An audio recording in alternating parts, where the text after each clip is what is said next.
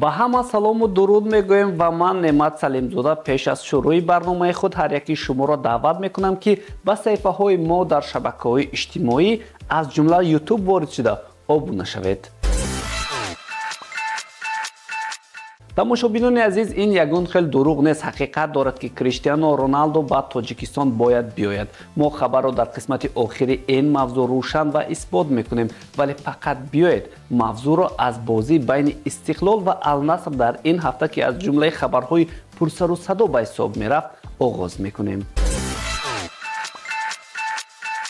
бояд гуфт ки ҷолибияти ин бозӣ албатта дар омадани Криштиано Роналдо буд ва маҳз ба ҳамин хотир нархи чиптаҳо низ то ба 3000 сомонӣ боло рафт. аксар мухлисони футбол маҳз ба хотири ҳамин ситораи футбол ба нархаш нигоҳ накарда чипта гирифта ба тамошо омаданӣ буданд. мо дар шабакаҳои иҷтимоӣ дидем ки ҳатто ҳаваскорон барои омадани Криштиано Роналдо суруд эҷод карда буданд. Ronaldo omadestai, dar stadion jonestai, boca genogenestai, omoza hoshidestai. Ronaldo omadestai, dar stadion jonestai, boca genogenestai. дар ҳамин ҳол байни мухлисон овозае ҳам паҳн шуд ки гӯё Криштиано Роналдо ба Тоҷикистон намеояд. дар сегменти тоҷикии шабакаҳои иҷтимоӣ шӯру валвала сар шуд. то тасдиқи хабари расмӣ мардум бетоқат шуда ҳатто аз худи Криштиано Роналдо дар ин бора пурсиданд.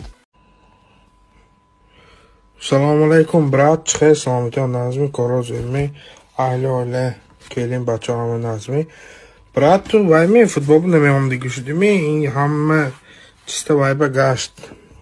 як бор от харида ҳама пушаймон шудагӣ буд, якум билети футбол гифтагӣ брат амбе агар имконият бошад бин корои худатаю агар тони агар як биназ буд амбе малаш. агарчи Роналдо ҷавоб надод, аммо хабар расман тасдиқи худро ёфт. Луиш Каштури сармураббии тими Ал-Наср ба рӯзноманигорон гуфтааст ки онҳо наметавонанд Криштиано Роналдоро дар майдони сунъӣ бозӣ доронанд ва ӯ барои оянда ба онҳо сахт дар кор аст. ин амалкард якбора хашми мухлисони бешуморро ба бор овард, махсусан хашми афроде ки бо 3000 сомонӣ билети бозиро харида буданд.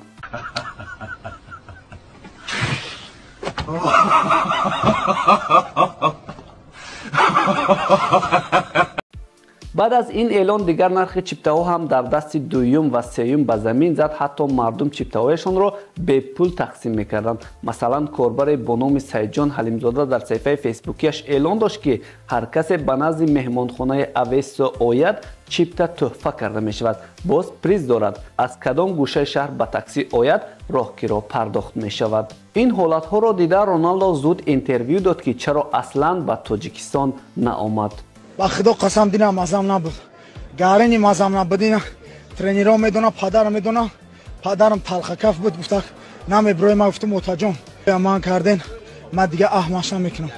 ман ҳам хада айсар то шава парт уфтам. аз наомадан ба Тоҷикистон Роналдо дили садҳо мухлисонашро шикаст. дар ҷавоб ба ин беэҳтиромӣ корбарони зиёд обуначигӣ ва пайгирии саҳифаи Роналдоро дар Инстаграм байкот карданд.